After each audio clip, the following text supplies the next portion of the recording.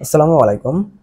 ঢাকা দক্ষিণ city corporation থেকে গত ৩ সেপ্টেম্বর একটি নিয়োগ বিজ্ঞপ্তি প্রকাশ পেয়েছিল, যেখানে আগামী ৮ অক্টোবর পর্যন্ত আবেদন করা যাবে। এখানে ৬টি ক্যাটাগরিতে মোট ১৮টি পদ রয়েছে। প্রত্যেকটি পদের জন্যই বয়স সীমা হচ্ছে ১৮ থেকে ৩২ বছর। সহকারী প্রকৌশলী পুরকৌশলের ৬টি পদ রয়েছে। নবম গ্রেডের একটি চাকরি। যোগ্যতা যেকোনো স্বীকৃত বিশ্ববিদ্যালয় হতে পুরকৌশলে কমপক্ষে দ্বিতীয় শ্রেণী বা সমমানের সিজিপিএতে স্নাতক বা সমমানের ডিগ্রি লাগবে। এরপর সহকারী প্রকৌশল বিদ্যুৎ, এটিও নবম গ্রেডের চাকরি। এতে 2টি পদ রয়েছে।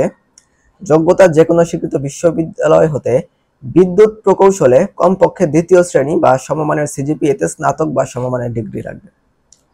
এরপর সহকারী প্রকৌশলী যান্ত্রিক, নবম গ্রেডের একটি পদ রয়েছে।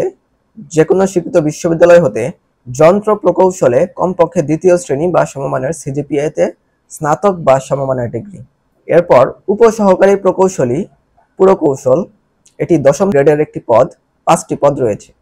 যেকোনো স্বীকৃত ইনস্টিটিউট বা প্রতিষ্ঠান হতে পুরকৌশল বিষয়ে ডিপ্লোমা লাগবে।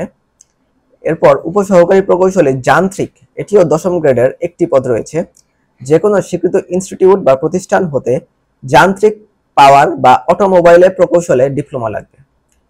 এরপর উপসহকারী প্রকৌশলী বিদ্যুতের 10ম গ্রেডের 3টি পদ রয়েছে। যেকোনো স্বীকৃত ইনস্টিটিউট বা প্রতিষ্ঠান হতে বিদ্যুৎ প্রকৌশলে ডিপ্লোমা প্রয়োজন হবে।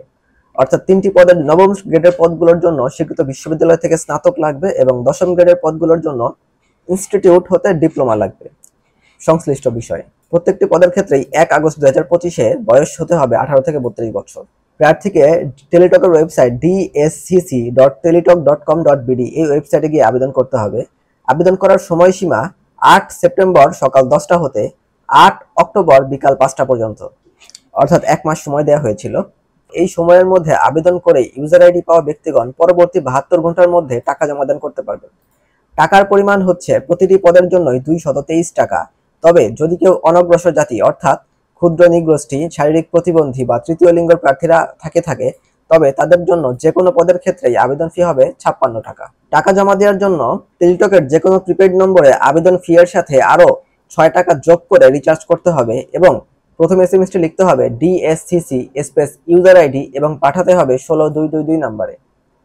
এবং দ্বিতীয় এসএমএস লিখতে হবে ডিএসসিসি স্পেস ইএস স্পেস প্রথম এসএমএস এর রিপ্লাই থেকে পাওয়া পিন নম্বর এবং পাঠাতে হবে 16222 নম্বরে।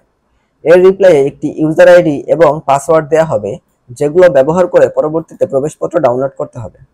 প্রবেশপত্র ডাউনলোডের সময়সীমা এবং পরীক্ষা সংক্রান্ত অন্যান্য তথ্য পরীক্ষার্থীর মোবাইল নম্বরে এসএমএস এর মাধ্যমে জানিয়ে দেওয়া হবে। এই ছিল আজকের নিয়োগ বিজ্ঞপ্তি সম্পর্কে বিস্তারিত তথ্য। কারো কোনো প্রশ্ন থাকলে কমেন্টে জানাবেন। পরীক্ষার্থীদের জন্য শুভকামনা। ধন্যবাদ সবাইকে। আসসালামু আলাইকুম।